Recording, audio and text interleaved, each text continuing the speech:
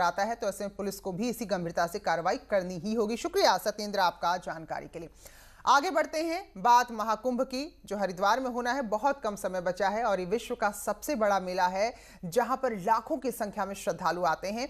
तो ऐसे में इस सबसे बड़े मेले में प्रधानमंत्री मोदी भी आए, ये सरकार भी चाहती है और संत भी चाहते हैं और इसकी तैयारी भी अंतिम दौर में है।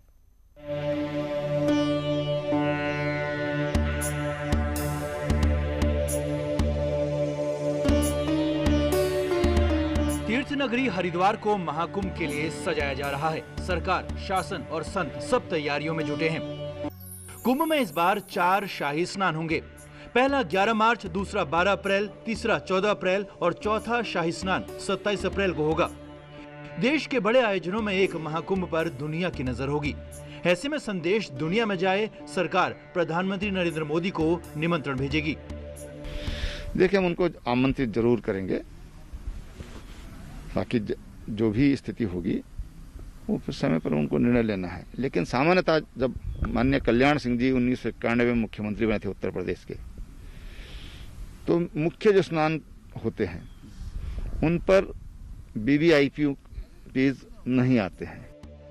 सरकार और संत चाहते हैं कि कुंभ भव्य और दिव्य हो और ऐसे में प्रधानमंत्री नरेंद्र मोदी की मौजूदगी आयोजन को विशेष बना देगी और मेले से शांति और नेतृत्व का संदेश जाएगा। कुंभ ऐसा हो जो कि पूरी दुनिया में एक शांति का भी संदेश जाए, मेले का भी संदेश जाए और कुंभ का जो नेतृत्व है उसका भी संदेश जाए। वो तभी संभव है जब अखाड़ा परिषद, प्रशासन और शासन तीनों की साथ बैठक हो और तीनों के आपसी निर्णय से कुंभ एक निर्णायक स्थान पर पहुंचे। कुंभ जहां एक तरफ संतों की दिवाली है, वहीं सरकार के लिए अपना मैनेजमेंट दिखाने का सबसे बड़ा मौका। लेकिन देवभूमि और मां गंगा से विशेष लगाव रखने वाले प्रधानमंत्री मोदी कुंभ में आएंगे या नहीं, ये सब कुछ उन्हीं की तरफ से तय होना है। दीपांकर भट्ट, न्यूज़ 18, देहरादून।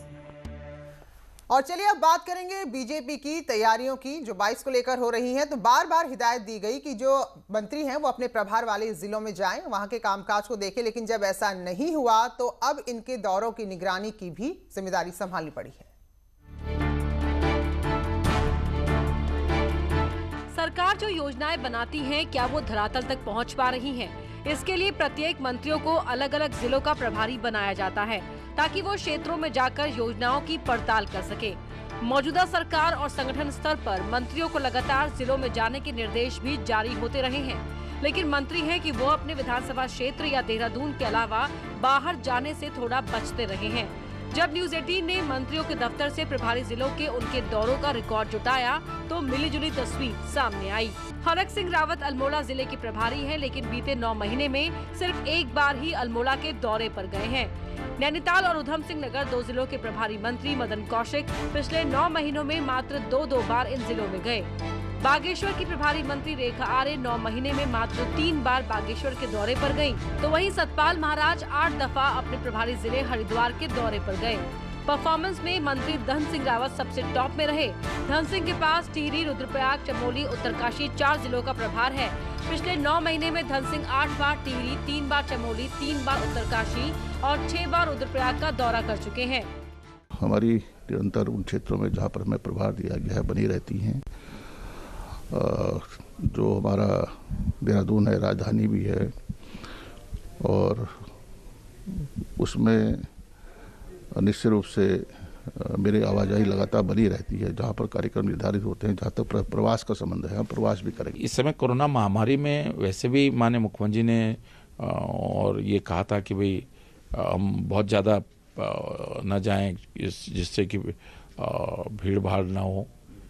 और मैं पिछले दिनों मैं 15 अगस्त को गया था। यही कारण रहा कि पिछले हफ्ते हुई बीजेपी कोर ग्रुप मीटिंग में एक बार फिर मंत्रियों को महीने में एक बार अनिवार्य रूप से जिलों का दौरा करने को कहा गया। कोर ग्रुप को सीएम त्रिवेंद्र रावत को खुद इसकी मॉनिटरिंग का जिम्मा सौंपना पड़ा। मुख्यमंत्री जी को इसका दायित्व दिया गया है कि सारे मंत्री और सारे दायित्वधारी जिलों का दौरा भी करेंगे और कुछ जो बिंदु तय के उन बिंदुओं पर वहाँ चर्चा वार्ता भी होगी, सरकार की योजनाओं के बारे में भी वहाँ बातचीत होगी। तो ये सारी चीजें उनको सौंपी गई हैं और इससे अलग भी कई निर्णय लिए। प्रभारी जिलों को छोड़ दिया जाए तो मंत्रियों के अन्य जिलों के दौरे भी कभी कभार के ही हैं। सरकार चुनावी साल में आ चुकी है, इसलिए अब कमान सख्ती से कसी जा रही है। अगले कुछ दिनों में मंत्रियों और दायित्वधारियों के दौरे अचानक बढ़ जाएं तो कोई हैरानी नहीं होनी चाहिए। न्यूज़ 18 के लिए देहरादून से सुनील नरप्रभात की रिपोर्ट।